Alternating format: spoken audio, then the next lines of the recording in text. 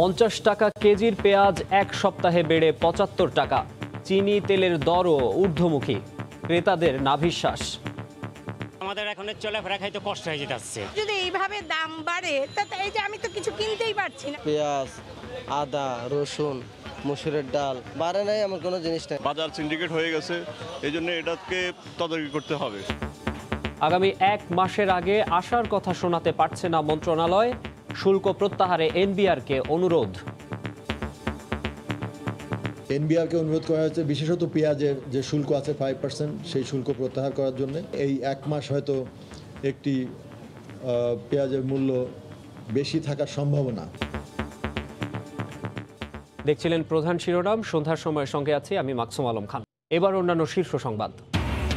রূপপুরের পর এবার দক্ষিণাঞ্চলে পরমাণু বিদ্যুৎ কেন্দ্র নির্মাণে রাশিয়ার কাছে সহযোগিতা চাইলেন প্রধানমন্ত্রী। সুযোগ পেলে বিনিয়োগ করতে চায় কোরিয়াও। রাজারবাগ দরবার শরীফের পীর দিল্লুরের দুর্নীতির তদন্তে কোনো বাধা নেই, শুনানিতে হাইকোর্ট। জঙ্গিবাদে মদদ ছিল কিনা খতিয়ে দেখার নির্দেশ। ই কমার্সের নামে একের পর এক প্রতারণা, 60 প্রতিষ্ঠানের তালিকা সিআইডির হাতে। টাকা ফেরতের দাবিতে কিউকমের গ্রাহকদের মানববন্ধন। ডেঙ্গু আক্রান্ত হয়ে হাসপাতালে ভর্তি না হতেই ঝরছে প্রাণ। গত বছরের চেয়ে রোগী বেড়েছে 20 গুণ। আবহাওয়ার পরিবর্তনে বেড়েছে এডিসের ঘনত্ব।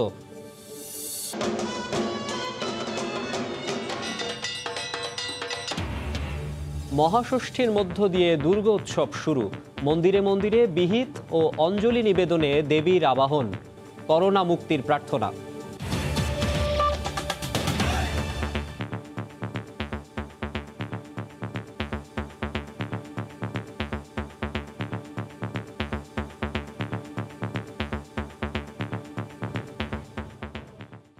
$50 টাকা কেজির পেঁয়াজ এক সপ্তাহে বেড়ে 75 টাকা। তেল লিটারে মিলত 148 টাকায়, এখন গুনতে হচ্ছে 158 টাকা। ঊর্ধ্বমুখী চিনি জালের দরও। ভোগ্যপণ্যের বাজারের এই অবস্থায় অসহায় ক্রেতারা দুষছেন পর্যাপ্ত মনিটরিংয়ের অভাবকে। দ্রব্যমূল্যের বাজারে যেন লেগেছে আগুন। হঠাৎ করে প্রায় প্রতিটি পণ্যের দাম বেড়েছে অস্বাভাবিক হারে। নুন আনতে যাদের পান্তা ফুরোয়, বাজার থেকে তারা ঘরে ফিরছে প্রায় শূন্য ব্যাগ নিয়ে। আমাদের এখন চলাফেরা খাইতে কষ্ট হয়ে যাচ্ছে, কারণ আমরা দিন আনি দিন খাই। যদি এইভাবে দাম বাড়ে তাতে এই যে আমি তো কিছু কিনতেই পারছি না। আমি তো ওদেরকে বারবার দাম জিজ্ঞেস করে চলে যাই। সপ্তাহখানেক আগেও পেঁয়াজের কেজি ছিল 50 টাকা, এখন সেটা 75 টাকা। 148 টাকার সয়াবিন তেল 10 দিনের ব্যবধানে 158 টাকা। আর সরিষার তেলে কেজি প্রতি বেড়েছে 40 থেকে 50 টাকা। মোটা মসুরের ডাল 70 টাকা থেকে হয়েছে 90 টাকা। চিনির দামও বেড়েছে কেজি প্রতি 20 টাকা। এছাড়াও আটা, ময়দা ও আদা রসুন সহ প্রায় প্রতিটি মুদি পণ্যের দাম বেড়েছে 15 থেকে 20 টাকা। পেঁয়াজ, আদা, রসুন, মসুরের ডাল, সয়াবিন তেল, চাউল বাড়ে নাই, আমার কোনো জিনিস নেই। খুচরা বিক্রেতারা বলছেন বাজারের এই নাভিশ্বাস পরিস্থিতিতে অসহায় তারাও। কাস্টমার যেভাবে আমাদেরকে বলে আমরা ওইভাবে উত্তর দিই না। আমরা হয়তো নর্মালে থাকি বা লাভটা একটু কম করি। মার্কেটে মাল কিনতে গেলে দেখা গেল যে বাজার রেট একটু বেশি, তখন বেশি তাই না বেশি ব্যস্ত হয়। আর ক্রেতারা বলছেন সরকারের পর্যাপ্ত মনিটরিংয়ের অভাবেই এই পরিস্থিতি। সরকারের একটু নজর দেওয়া উচিত যে কোথায় ত্রুটিটা আছে। বাজার সিন্ডিকেট হয়ে গেছে, এই জন্য এটাকে তদারকি করতে হবে। হঠাৎ করে কেন এই দাম বৃদ্ধি তা সঠিকভাবে বলতে পারছেন না খুচরা কিংবা পাইকার বিক্রেতারা। আসলে কি বিশ্ববাজারের সঙ্গে তাল মিলিয়ে এই দাম বৃদ্ধি, নাকি বাজার পড়েছে কোনো সিন্ডিকেটের কবলে? ধোঁয়াশা কিন্তু থেকে যাচ্ছে। তবে ক্রেতারা বলছেন এই অবস্থা চলতে থাকলে রাস্তায় নামতে হবে মধ্যবিত্তদেরও। বেলায়েত হোসাইন, সময় সংবাদ, ঢাকা। এদিকে আগামী 1 মাস দ্রব্যমূল্যের বাজার পরিস্থিতি নিয়ে সুখবর নেই বাণিজ্য মন্ত্রণালয়ের কাছে। সকালে এক বৈঠকে পেঁয়াজের ওপর থেকে শুল্ক প্রত্যাহারের নির্দেশনা দিয়ে এনবিআরকে মন্ত্রণালয় চিঠি দিয়েছে বলে জানানো হয়। এছাড়া চিনি ও তেলের ওপর থেকে অ্যাডভান্স ট্যাক্স প্রত্যাহারের নির্দেশনাও দেওয়া হয়েছে।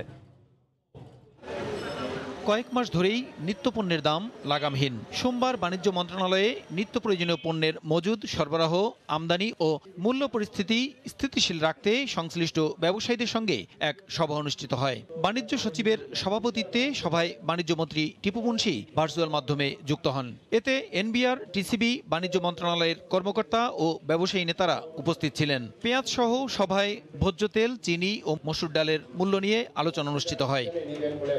সভার শুরুতে বাণিজ্য মন্ত্রণালয়ের অতিরিক্ত সচিব AHM শফিকুজ্জামান এসব পণ্যের আন্তর্জাতিক বাজার মূল্য ও বর্তমান পরিস্থিতির তুলনামূলক চিত্র তুলে ধরেন। এছাড়া মন্ত্রণালয়ের বিভিন্ন উদ্যোগের কথা জানানো হয় সভায়। ইন্ডিয়ায় বৃষ্টি হয়েছে দেখে আমাদের এখানে পেঁয়াজের বাজার অস্থির হয়ে গেছে। ইন্টারন্যাশনাল প্রাইস বৃদ্ধি পেয়েছে 11% ওভারঅল।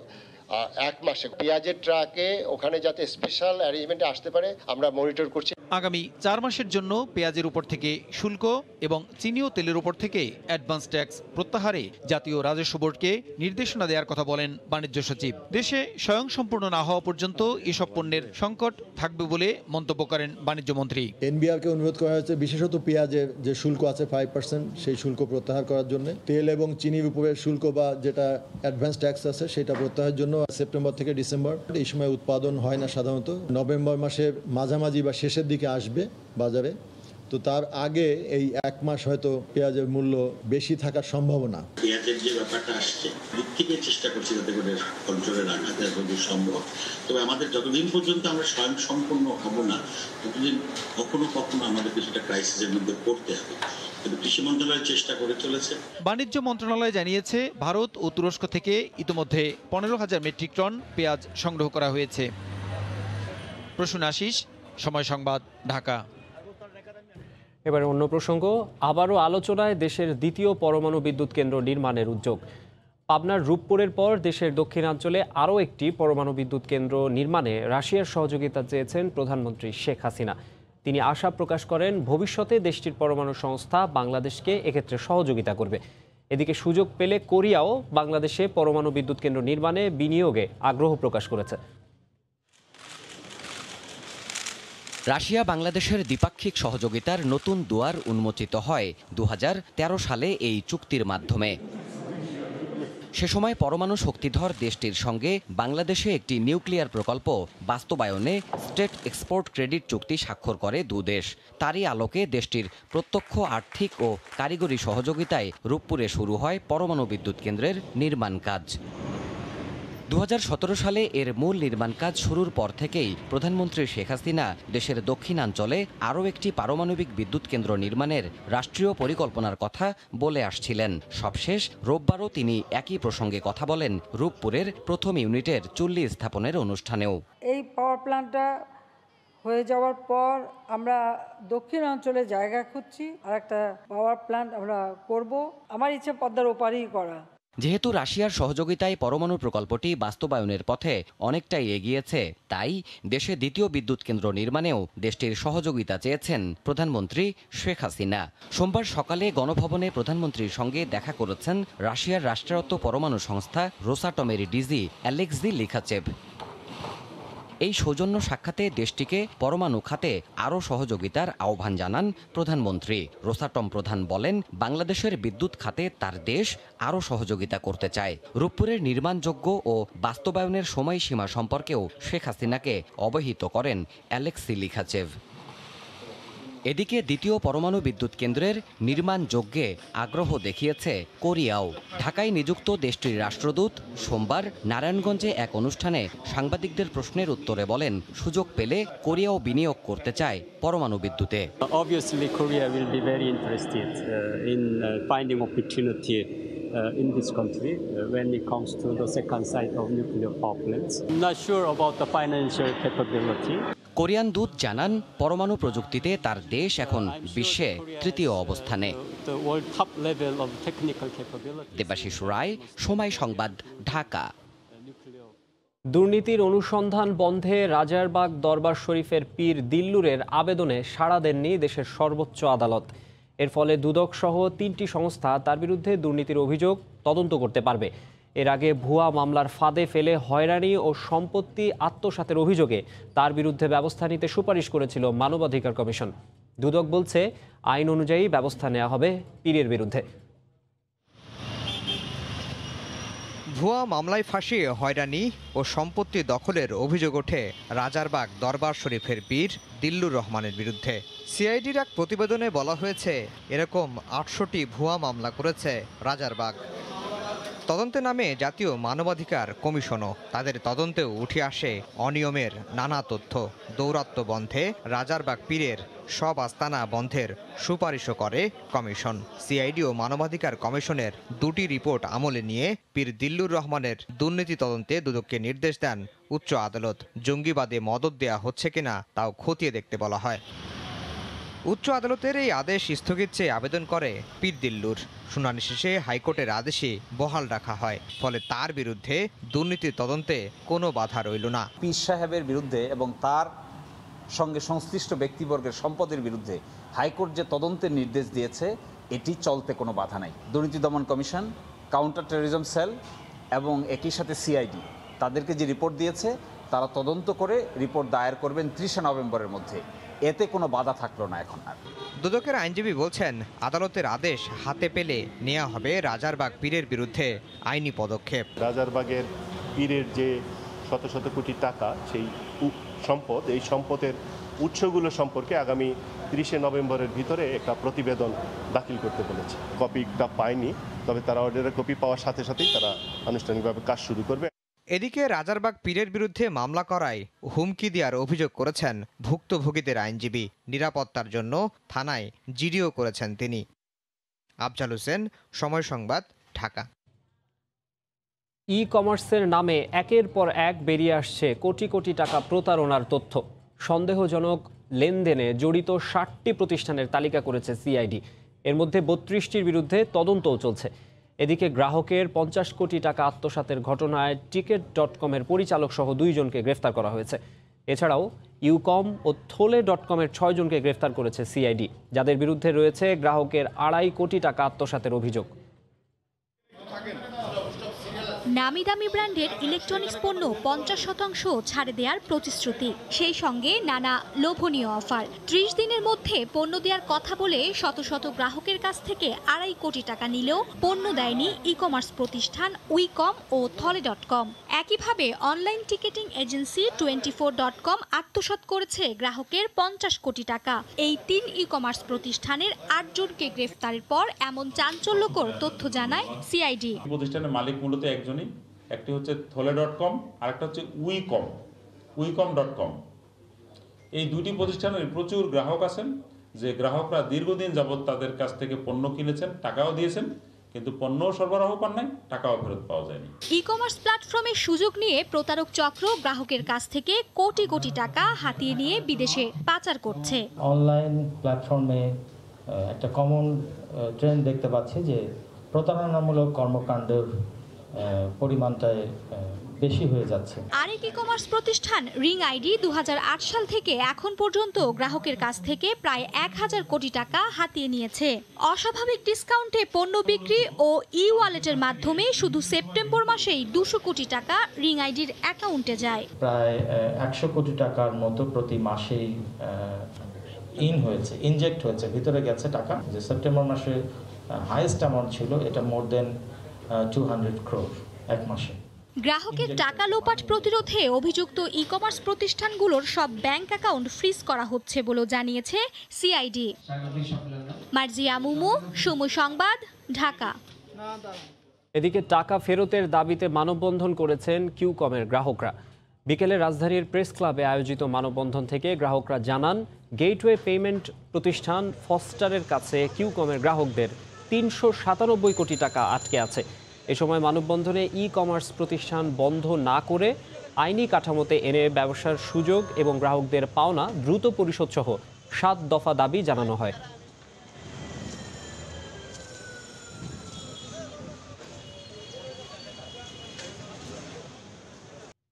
রাজধানীতে কমছেই না ডেঙ্গুর প্রকোপ। হাসপাতালে ভর্তি হতে না হতেই ঘটছে মৃত্যুর ঘটনাও। দেশে গত বছরের চেয়ে ডেঙ্গু রোগীর সংখ্যা বেড়েছে 20 গুণ। বিশেষজ্ঞরা বলছেন, আবহাওয়া পরিবর্তনের কারণে বৃষ্টিপাত বেড়ে যাওয়ায় এবছর এডিসের বিস্তার বেড়েছে। পঞ্চম শ্রেণীর ফাতেমা আক্তার ডেঙ্গু আক্রান্ত হয়ে ভর্তি হয়েছেন রাজধানীর মিটফোর্ড হাসপাতালে। ফাতেমার মা বলছেন আগের চেয়ে ফাতেমার অবস্থা তুলনামূলক ভালো। শরীর অনেক দুর্বল, পড়তে পারে না, খাওয়া দাওয়া কিছু করে না। এলা মেডিকেল নিয়ে আসছি, আল্লাহ দিলে সুস্থ হয়েছে। পরীক্ষা করে দেখলো যে ডেঙ্গু হয়েছে, কিন্তু ওখানে তো ভর্তির কোনো অপশন নেই, বললো যে এখানেই ভর্তি করতে হবে। তারপর সারাদিন ঘুরে টুরে এখানে এসে ভর্তি করছে, আজকে 3 দিন এখানে। রাজধানী জুরাইনের ফাতেমা হয়তো সুস্থ হয়ে বাড়ি যাবে 2-1 দিনের মধ্যে, কিন্তু একই এলাকার 10 বছর বয়সী খাদিজা হেরে গেছে ডেঙ্গুর কাছে। গত মাসে এই হাসপাতালেই ভর্তির একদিন পরেই মারা যায় সে। মিটফোর্ডে প্রায় 70টি শয্যার মধ্যে অর্ধেকেরও বেশি শয্যায় ভর্তি আছে ডেঙ্গু রোগী। লং সেভাইসা, তারপর জ্বর উঠছে, তারপর আমার বরিশাল ভর্তি করাইছি, তারপর বরিশাল দিয়ে ঢাকা। এবার জ্বর আসার পর শরীর ব্যথা ছিল অনেক, প্রচুর পরিমাণে। 103-2 এরকম আর কি, যেটা সব খুবই অবস্থা খারাপ ছিল। এই হাসপাতালে ঢাকার চেয়ে বেশি ভর্তি আছেন বাইরের জেলার রোগীরা, অর্থাৎ ডেঙ্গু ছড়িয়েছে দেশব্যাপী। 2019 সালে যেটা ছিল যে আমাদের আপনার যে ডেঙ্গুর সংখ্যা, অফিসিয়াল সংখ্যা 1 লাখ ছাড়িয়ে গেছিল, আর 20 সালে এসে আসলে সংখ্যাটা অনেকটা কমে গেছিলো। আর এখন 2021 সালে এসে আবার ডেঙ্গু মহামারীটা আবারও অনেক বেশি বৃদ্ধি পেয়েছে আর কি। গত বছর ডেঙ্গু আক্রান্ত হয়ে সারা দেশে হাসপাতালে ভর্তি হন প্রায় 1,500 মানুষ, কিন্তু চলতি বছর এই সংখ্যা 20,000-এরও বেশি। বিশেষজ্ঞরা বলছেন বৃষ্টিপাত বেশি হওয়ার কারণে হিডিস নিয়ন্ত্রণে আসছে না। জলবায়ু পরিবর্তনের ফলে সারা বিশ্বেই তাপমাত্রা, আর্দ্রতা এবং বৃষ্টিপাতের প্যাটার্ন পরিবর্তিত হচ্ছে। এবছর আমরা যেটি দেখছি, অক্টোবর মাসেও বৃষ্টিপাত হচ্ছে, যে কারণে এডিস মশার ঘনত্ব বাড়ছে এবং ডেঙ্গুও কমছে না। ডেঙ্গু থেকে বাঁচতে সিটি কর্পোরেশন ও জনগণকে আরও উদ্যোগী হবার তাগিদ দিয়েছেন সংশ্লিষ্টরা। হাতিকুর রহমান তামাল, সময় সংবাদ, ঢাকা। ঢাকের বাদ্যের সঙ্গে উলুধ্বনি, কাঁসার ঘণ্টা বাজিয়ে ষষ্ঠী পূজার মধ্য দিয়ে শুরু হলো শারদীয় দুর্গোৎসব। মন্দিরে মন্দিরে ঢাক ঢোল পিটিয়ে অঞ্জলি দিয়ে দেবীকে আবাহন করেন ভক্তরা। এবছর দেবী আসছেন ঘোড়ায় চড়ে আর যাবেন দোলায় করে। আফরোজা মৌটুসির রিপোর্ট।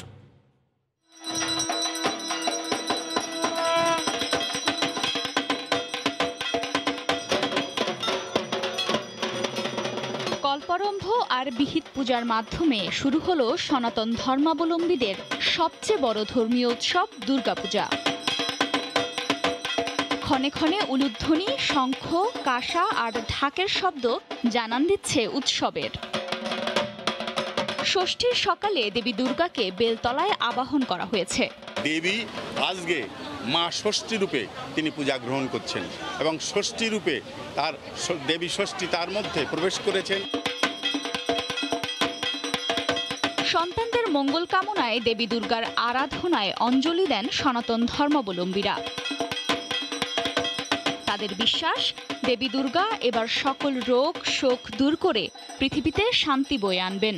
এখানে বোধন পূজা হবে, বিকালে আমরা মাকে বরণ করব। রণমূর্তি ধারণ করে আসছি, সমস্ত মহামারী দূর করে আমাদেরকে শান্তির মুখ দেখাবে। সন্তানের বল এবং সন্তান ভালো থাকার জন্য আমি ষষ্ঠী পূজা করেছি। দুপুরে রাজধানীর বনানীতে দুর্গাপূজা মণ্ডপের নিরাপত্তা ব্যবস্থা পর্যবেক্ষণ শেষে র্যাব মহাপরিচালক চৌধুরী আব্দুল্লাহ আল মামুন জানান, জঙ্গি হামলার কোনো আশঙ্কা নেই। আমাদের প্রতিটি সদস্য সর্বোচ্চ সতর্ক যেটা নেওয়া দরকার সেই সতর্ক অবস্থায় আছে, আমাদের ফোর্স সতর্ক অবস্থায় আছে। মহাষষ্ঠীতে কৈলাস থেকে মায়ের বাড়িতে আসেন দেবী দুর্গা। মহাষষ্ঠীতে মন্দিরগুলো সেজে উঠেছে উৎসবের আমেজে। ঢাক, ঢোল আর পূজার মাধ্যমে সন্তানদের মঙ্গল কামনায় সনাতন ধর্মাবলম্বীরা মেতে উঠেছেন দেবী দুর্গার আরাধনায়। ঢাকেশ্বরী জাতীয় মন্দির থেকে আফরোজা মৌটুসি, সময় সংবাদ, ঢাকা। 1 নভেম্বর থেকে ঢাকা ও চট্টগ্রামে কেবল নেটওয়ার্ক ডিজিটালাইজেশনের কাজ শুরু হবে বলে জানিয়েছেন তথ্যমন্ত্রী ডক্টর হাসান মাহমুদ। দুপুরে সচিবালয়ে সাংবাদিকদের তিনি আরও বলেন, ক্লিন ফিডের পর এবার ডিজিটালাইজেশন বাস্তবায়নে সরকার বদ্ধপরিকর। ডিজিটালাইজেশন না হওয়ার কারণে যেটি হচ্ছে, সরকার রাজস্ব হারাচ্ছে বছরে প্রায় 2,000 কোটি টাকা। তারাই বলেছিলেন যে নভেম্বরের প্রথম সপ্তাহ থেকে করেন, 1 তারিখ থেকে করেন। আমি সেটি আবার স্মরণ করিয়ে দিই তাদেরকে, সংশ্লিষ্ট সবাইকে। তবে ডিজিটালাইজেশন করার জন্য আমরা বদ্ধপরিকর। বিয়ের প্রস্তাবে রাজি না হওয়ায় ব্রাহ্মণবাড়িয়ায় এক এসএসসি পরীক্ষার্থীকে অপহরণ করা হয়। বিষয়টি জানাজানি হওয়ার 5 ঘন্টা পর শহরের একটি এলাকায় তাকে অপহরণকারীরা ফেলে যায়। এই ঘটনায় একজনকে গ্রেফতার করা হয়েছে।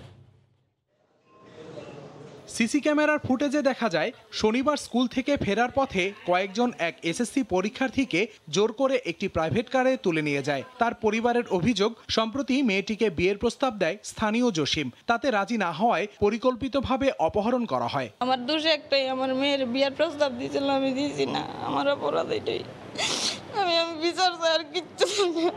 অপহরণকারীরা বিভিন্ন এলাকা ঘুরে ওই ছাত্রীকে ওই দিন সন্ধ্যায় সদর উপজেলার সুহিলপুর বাসস্ট্যান্ড এলাকায় ফেলে যায়। আমার সামনে একটা মাইক্রো আয়া পিছন থেকে একটা ছেলে ধাক্কা দিছে পরে ভেতর থেকে টান দিছে, ভেতরে অনেক মানুষ ছিল। তারপরে তো নক করে আমার মুখ চাপ দিয়ে বন্ধ করে নিয়ে গেছে, ঘুরায় নিয়ে গেছে চা বাগান দেখছি আমি চারপাশে। শুনছে যে আমার মাও গেছে খোঁজ করতেছে, তারপরে আমার সুহিলপুর বাস স্ট্যান্ডে ছাইরা দিয়ে গেছে। এই ঘটনায় সোমবার ভুক্তভোগীর মা জসিমউদ্দিনকে প্রধান আসামি করে 5 জনের নামে সদর থানায় অপহরণ মামলা দায়ের করেন। পুলিশ এরই মধ্যে এক আসামিকে গ্রেফতার করেছে। ভিকটিমকেও আমাদের হেফাজতে নিয়েছি। এখন ভিকটিমের জবানবন্দি নিয়ে আমরা আদালতে প্রেরণ করব। আদালতে ওর বক্তব্য অনুযায়ী পরবর্তী তদন্ত কার্যক্রম পরিচালনা করব এবং বাকি যে অপরাধী যারা রয়েছে তাদেরকে আমরা গ্রেপ্তারের আওতায় এনে এই মামলার কার্যক্রম সমাপ্ত করব। অপহরণকারীদের দৃষ্টান্তমূলক শাস্তির দাবি ভুক্তভোগীর পরিবার ও এলাকাবাসীর। সময় সংবাদ, ব্রাহ্মণবাড়িয়া। চট্টগ্রাম সেনাবাহিনীর বহরে যুক্ত হলো যুক্তরাষ্ট্র থেকে আনা 2টি অত্যাধুনিক হেলিকপ্টার।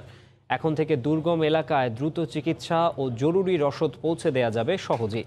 সকালে সেনাপ্রধান জেনারেল SM শফিউদ্দিন আহমেদ চট্টগ্রামে আর্মি এভিয়েশনে ফরওয়ার্ড বেসের উদ্বোধন করেন। শাখাউত টিপুর ক্যামেরায় বিস্তারিত জানাচ্ছেন কমল দে। কর্মচঞ্চল চট্টগ্রামের পতেঙ্গায় স্থাপন করা আর্মি এভিয়েশন ফরওয়ার্ড বেজে ভোরের আলো না ফুটতেই একের পর এক সেনা হেলিকপ্টার অবতরণ করছে। সবশেষ হেলিকপ্টারে আসলেন সেনাপ্রধান জেনারেল SM শফিউদ্দিন আহমেদ।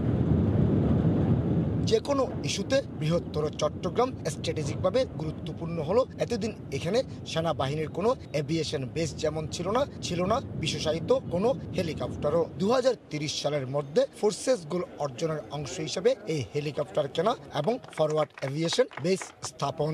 বর্তমানে এর বহরে উল্লেখযোগ্য সংখ্যক ফিক্সড উইং এবং রোটারি উইং এয়ারক্রাফট যুক্ত হয়েছে, যা সমগ্র দেশ এবং দেশের বাইরে দুর্যোগ মোকাবেলা ও আভিযানিক কার্যক্রম পরিচালনার জন্য অত্যন্ত উপযোগী। মার্কিন যুক্তরাষ্ট্র থেকে সংগ্রহ করা অত্যাধুনিক বেল 407 GXI হেলিকপ্টার দুটি নবীন বৈমানিকদের প্রশিক্ষণে গুরুত্বপূর্ণ ভূমিকা পালন করবে। এছাড়া এই হেলিকপ্টারের মাধ্যমে দুর্গম এলাকায় চিকিৎসা সহায়তা, মিশন পরিচালনা ও সীমিত আকারে জরুরি রসদও সরবরাহ করা যাবে। চট্টগ্রাম ফরওয়ার্ড বেস স্থাপনের ফলে একদিকে যেমন আমাদের রেসপন্স টাইম কমে আসবে, অন্যদিকে তেমনি বিমান অপারেশন খরচও উল্লেখযোগ্য হারে কমবে। দেশের প্রত্যন্ত অঞ্চলে সেনা সদস্যদের সহায়তা দিতে চট্টগ্রাম ছাড়াও উত্তরের জনপদ লালমনিরহাটে আর্মি ফরওয়ার্ড বেস প্রতিষ্ঠা করা হয়েছে।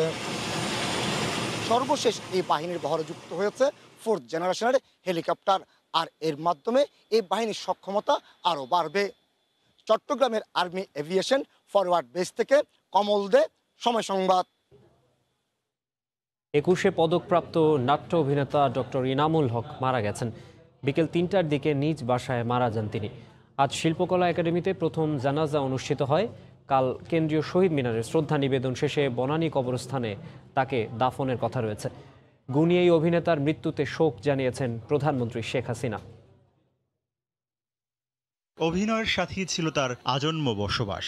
জীবনব্যাপী নিমগ্ন এই গুণী অভিনেতা অভিনয়কে কেবল পেশা হিসেবে নয়, নিয়েছিলেন শিল্পবোধে উৎসাহী মনকে তৃপ্ত করার মাধ্যম করে।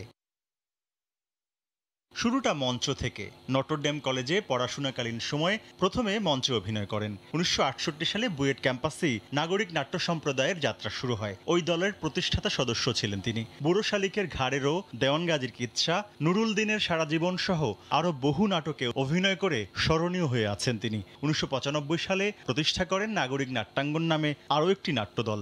লিখেছেন বহু মঞ্চ এবং টেলিভিশন নাটক। টেলিভিশন নাটকেও জনপ্রিয় ছিলেন তিনি। গুণী এই অভিনেতা শারীরিকভাবে সুস্থই ছিলেন। সোমবার দুপুরে খাবারের পর ছিলেন বিশ্রামে। আরাম কেদারায় বসে আকস্মিকভাবে মৃত্যু হয় তার। ডক্টর ইনামুল হকের মৃত্যুর খবর শুনে ছুটে আসেন দীর্ঘদিনের শিল্পবন্ধু, সহকর্মী, ভক্ত অনুরাগীরা। শেষ বিদায়ের কালে বন্ধু পরিজনরা জানিয়েছেন কান্না ভেজা বিদায়ী অভিবাদন। একজন অভিনেতা হিসেবে, একজন নির্দেশক হিসেবে একজন সংগঠক হিসেবে এবং একজন নাট্যকার হিসেবে। সারাটা জীবন তিনি শিল্পীর ভেতরেই ছিলেন, শিল্পীর একটা পরিবার তিনি গড়ে তুলেছিলেন। যেভাবে তিনি আজকে চলে গেলেন শুনলাম, ওটাও নীরবেই চলে যাওয়া, প্রশান্তির মধ্য দিয়ে। আমরা ডক্টর এনামুল হককে একজন গুণী নাট্যজন হিসেবে চিরদিন মনে রাখব। শিল্পকলা একাডেমিতে জানাজা অনুষ্ঠিত হয়েছে। আগামীকাল সকাল 11টায় ইনামুল হকের মরদেহ কেন্দ্রীয় শহীদ মিনারে রাখা হবে সর্বসাধারণের শ্রদ্ধা নিবেদনের জন্য। এরপর বনানী কবরস্থানে শায়িত হবেন ডক্টর ইনামুল হক। তরিকুল ইসলাম সৌরভ, সময় সংবাদ, ঢাকা। অর্থনীতিতে গবেষণায় অসামান্য অবদানের জন্য এবছর অর্থনীতিতে নোবেল পেলেন কানাডীয় অর্থনীতিবিদ ডেভিড কার্ড এবং 2 মার্কিন অর্থনীতিবিদ জোশুয়া ডি অ্যাংগ্রিস্ট ও গুইদো ডব্লিউ ইমবেন্স। সোমবার royal Swedish academy of science অর্থনীতিতে নোবেল বিজয়ী হিসেবে তাদের নাম ঘোষণা করে। শ্রমবাজার অর্থনীতি নিয়ে গবেষণা এবং অর্থনীতি গবেষণায় নতুন কৌশল উদ্ভাবনের স্বীকৃতি হিসেবে এই পুরস্কারে ভূষিত করা হয় তাদের। শ্রমবাজার অর্থনীতি নিয়ে গবেষণার জন্য ডেভিড কার্ডকে পুরস্কারে ভূষিত করা হয়। এছাড়া শ্রমিক ও মালিকের মধ্যে সম্পর্কের কৌশল উদ্ভাবনের জন্য বাকি 2 অর্থনীতিবিদ এই পুরস্কার পান।